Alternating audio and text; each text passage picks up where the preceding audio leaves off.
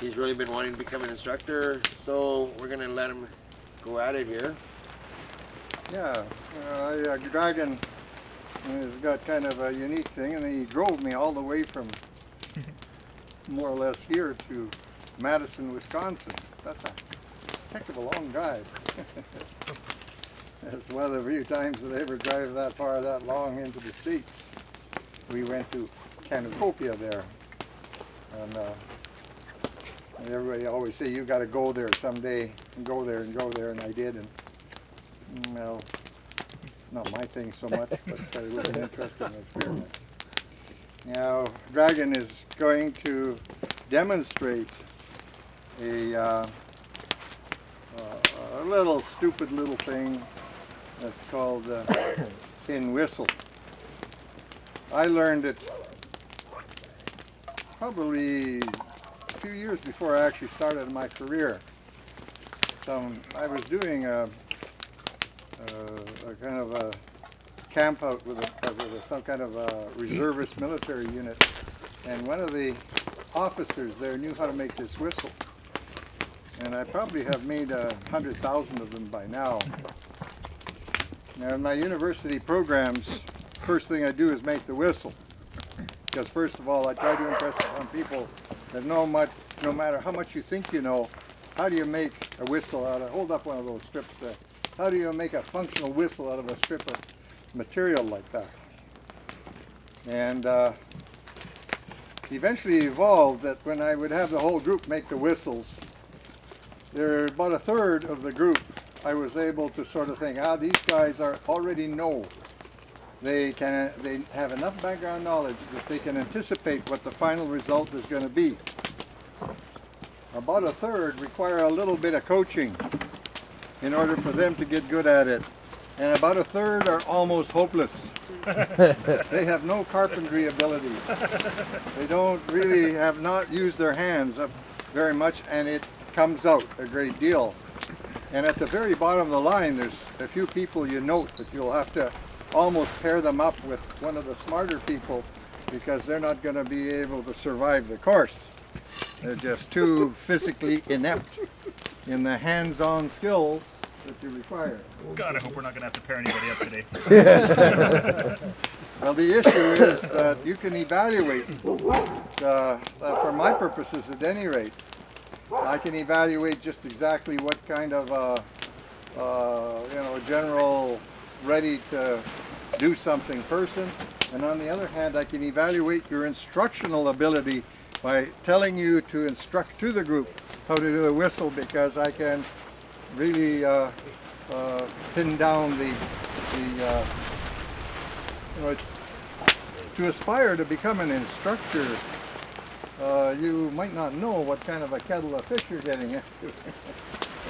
There are a lot of people that aspire to become survival instructors, and they should not become survival instructors. They do not have the characteristics for them to be able to meet the requirements. Instructorship is a kind of a special, peculiar desire on the part of some individuals. I have that desire because I always love it when a large number of people have to listen to me. And I am the instructor who is supposed to be renowned for the knowledge that he has to spout and all that sort of horseshit and all that. Anyway, we're being taped here. Maybe I better watch my language. Anyway, I couldn't let it pass. I had to take a little bit of time here, and Dragan is going to see how far he's going to go with this. And I'm going to sort of not really be too critical. I'll just sit back and enjoy this. This actually, I always enjoy teaching people to whistle. And the issue often is that I have taught 10,000 people how to do it. And it's still extremely rare to find someone show up in the course who knows how to do it already. Of all the effort that I did in disseminating my knowledge, the whistle, as unique and unusual as it is still relatively unknown, even though I've taught it to 10,000 people. It's just, and if anybody knows how to make that whistle, you eventually will find that you will derive that it's connected with me in some way. Anyway, it's a bag. I don't know if Dragan has a bag. I purposely tried to vary the sizes of the strips because you can make whistles only dogs can hear. And you can make whistles that walk circles around the best phys ed whistle you can possibly buy, believe it or not. And is it going to be one of those days where I can't shut up? I'm going to shut up, but anyway, go ahead. Thanks, Bruce. Have at her. So, the tin whistle is a little bit of a novelty, more or less for fun than a lot of times in practical use. We find that often we've been into the forest and we're in a place that we feel that no one else has been, and we look on the ground and somebody's brought in a beverage in a tin can. And so with that, you wonder how they could bring a full can in and not drag an empty can out. But in that scenario, if you need a whistle, they've just saved your life by cutting a strip out of that tin can, possibly that is about these dimensions, maybe 5 inches by 3/4 of an inch wide. And so once you remove that strip out of the can, the way we're going to make this is a little bit of about 7 steps of origami. So what we're going to do is we're going to take 1/3 off of this strip. And how we do that is around the 1/3 mark, we fold the tin over at the 1/3 mark and squeezing it down tight at that bend. So once we've done that, we got to make sure that we don't take the tin and fold it all the way back, because then you end up with kind of double creases at the break mark. So if we take the tin and we just kind of open and close it several times until that 1/3 piece comes apart, and then we have 2 pieces of tin. Just to intercede here, I've worked with school kids a great deal, and the state of affairs with regard to the mathematical education of our children, you wouldn't believe how hard it is for a grade 10 to figure out how to break something into thirds. That is almost insurmountable by their experience, mathematical experience. Yeah. All right, so now that everyone has 2 pieces of tin, we'll take the 1/3 piece that we've just removed, and with our hands in this kind of fashion, we're going to bend a slight hill into that tin. So everyone's got a little bit of a hill. If the hill is so steep you can't walk up it, you've bent it too much. So once everyone's got that hill made, what we'll do is we'll take our other piece and we'll fold the hill, we'll place the hill on top, making a T, a lowercase t. What we're trying to do is make sure that these 3 parts are about the same dimensions, same height. So once we've done that, we'll fold the hill back around, and then once that's done, we'll take the top part there and fold it back as well. All the bends going in the same direction. So you have something that looks like a lowercase I. You need a space to be blow through.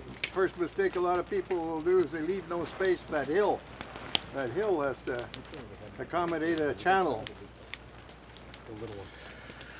So the next bend, before we do any more bends, take that sliding little hill piece and slide it all the way forward, nice and tight. And then from there, we'll make another bend down away from the hill, creating the number 7.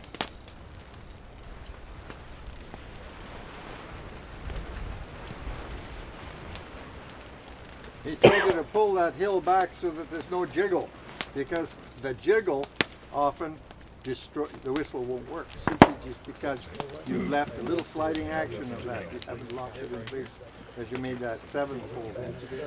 So after the 7, is everyone there? We got 7s?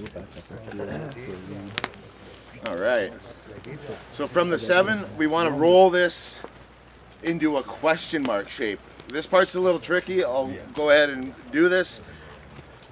So you'll take your finger and you want to roll it into something that looks like a question mark.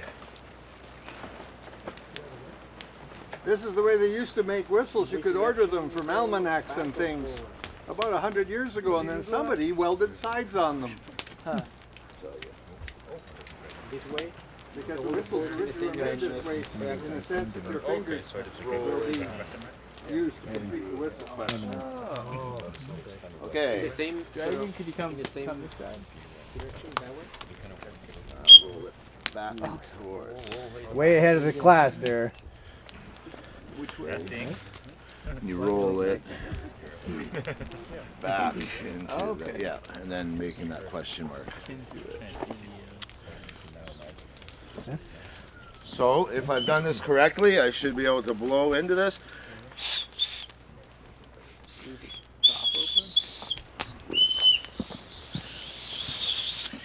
Where'd it go? Which way Does it go all the way into the? I don't know. How far up does the question mark go? You've got to be right in line. Yeah, and then what you want, once you blow through there, you want that this part to cut the wind. Yeah. And then seal it with your fingers. And then seal the sides. Your skill development, you make that whistle once every day when you get home, and then one day you'll get it on the first shot. It'll probably take about a dozen tries before you do it.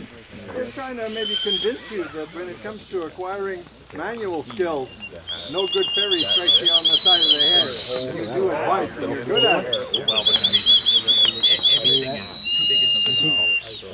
Are you all the way up Even at the one So I've got this part, like, you know, I've got Everyone's making noise? Yeah. Sort of like in line and And it's only by making many, many whistles and examining what the whistle looks like that you self-teach that you self-educate. God, you gotta blow harder. And you're only allowed to keep your whistle if you can make the. What do I have in my hand? Drill. Trust me, what do I have in my hand? Your fingers. My fingers. Close the side. Close the side. Now when you get back, When you make these and you work with kids, you have to make them out of aluminum. Because if you make them out of tin, okay. 2 times in my career, children have swallowed this whistle. The aluminum, their digestive juices, well, dissolve that aluminum before it probably even gets about halfway in the small intestine. The other type of whistle, you'll probably be whistling at the other end. And the corners are a bit sharp. And if the sphincter happens to catch that whistle in the wrong way, it might even cut your sphincter a bit, you might say. So, oh, ow. Yeah. you find Do it like a And you can make that adjustment by exercise. And I actually try to make it as long as possible. Wow. Use the stick and bend it around because I think the air has to go. That's pinching it.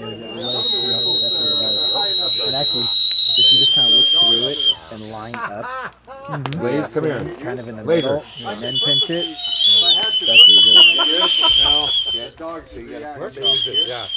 Lay down. And then grab right there. Oh, okay. Close the sides. Okay, I'll make yours just a There's slight another adjustment thing. here. Put it down here, not up. So instead of like this, If you make it bigger, it'd be lower pitch. standing up. Oh. So how do you make that migraine tea? Yeah, more like the question mark. I know, that's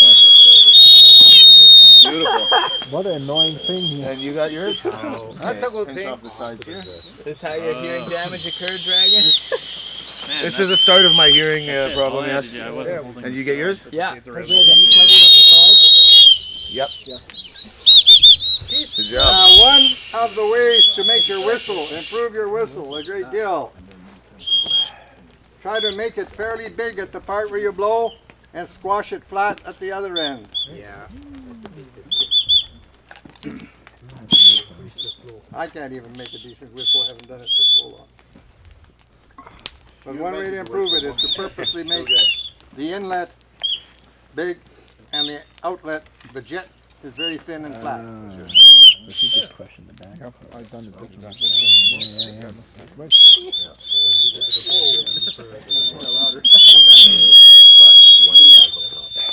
You're right. Now usually the first one you mangle. So you should be given 3 strips. The second one you actually make it on your own without too much coaxing to make it work. And the third one you keep without making it to show someone else. It's not easy to find this aluminum. I have to flatten the clothes dryer things that look like stovepipe, because any other aluminum that I have, 1 or 2 folds and it's broken. This one, a lot of you notice, takes about 3 or 4. a dozen, quite a few folds. Yeah. And especially if you make it very sharp and straighten and bend, straighten and bend. If you're bending, you haven't been taught how to properly break that.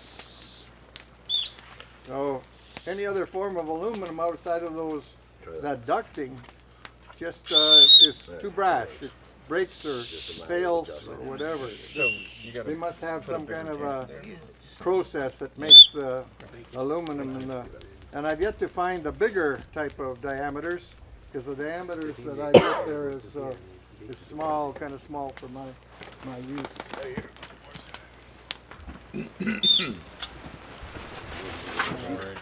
When I trimmed the ends, this is what you get. When I buy a whole batch of this and then divide by the number of whistles that I make, that little strip I gave you is between 6 and 7 cents. That's how much aluminum, that's how expensive aluminum is. That little stupid strip you're making the whistle with. In the old days we made pop cans that were made out of tin. You'd cut the bottoms off by putting the can sideways on the can opener and you'd get half a dozen whistles. But if you swallowed that whistle, your digestive juices wouldn't dissolve it for sure. You might damage yourself inside. But then those cans cease to, made out of a very thin aluminum. The top part has got a rim, the bottom part doesn't, and it's too thin. Kids cannot shape the whistle and hold it in shape. You got to use something like this.